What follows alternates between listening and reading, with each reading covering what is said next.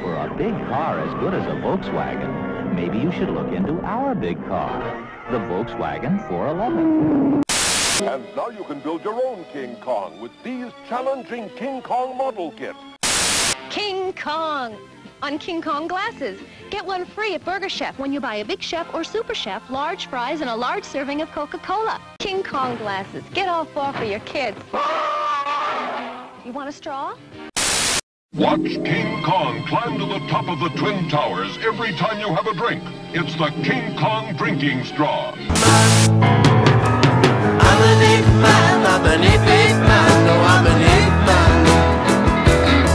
I'm a King Kong man, I'm a voodoo man, no, I'm an ape man. Hello and welcome back to my review series on novelty board games. Today's review is the board game tie-in to the immortal classic King Kong.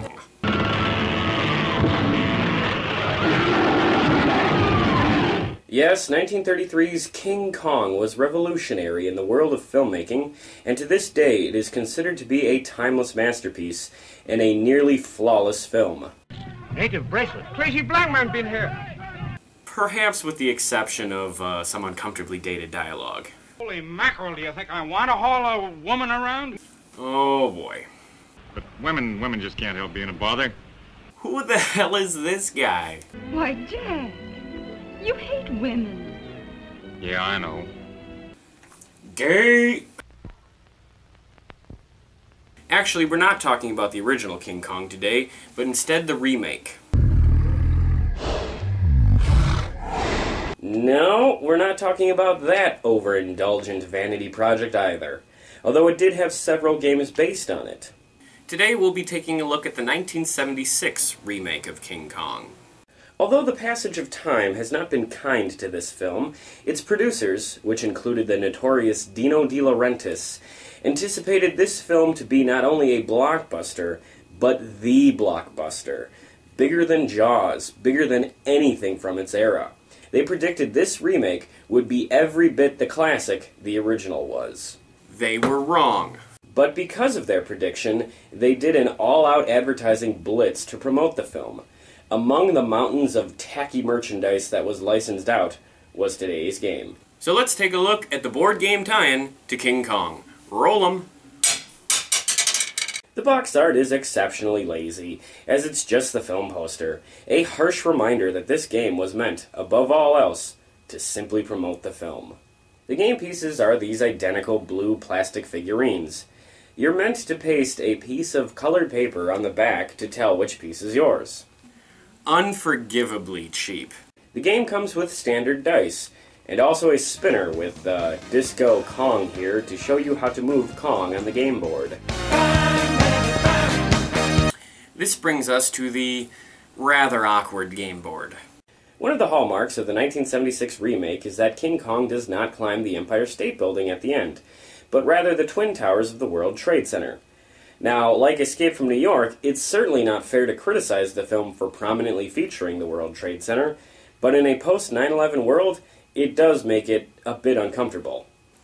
Really uncomfortable.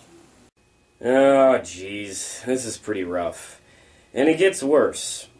Holy shit, you know, there aren't actually any planes in this fucking movie. Most of this could be overlooked if it's a good game, so let's take a look at the gameplay. The object of the game is to complete 5 attack missions on King Kong before he reaches the top of the World Trade Center. Each turn, a player rolls the dice and moves his piece up the board to get close to Kong.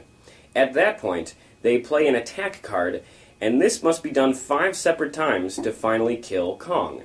After each turn, you spin Disco Kong's spinner to see how King Kong moves, and if he knocks any player back to start. This game is atrociously bad. It plays out even more boring than it sounds.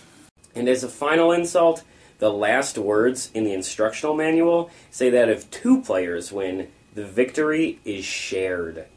No tiebreaker rule? There's no saving this one. This game is bad from start to finish.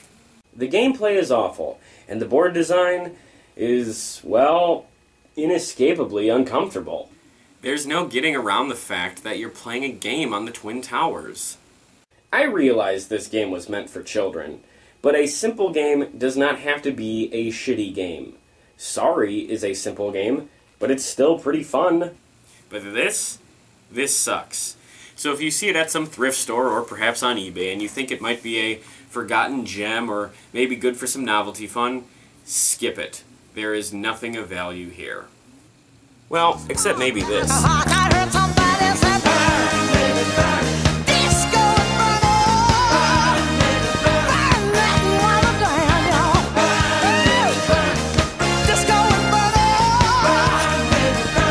Okay, who brought the dog?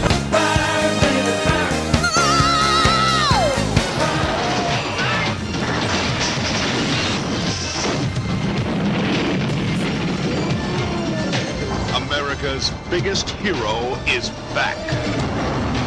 And he is not happy. King Kong lives.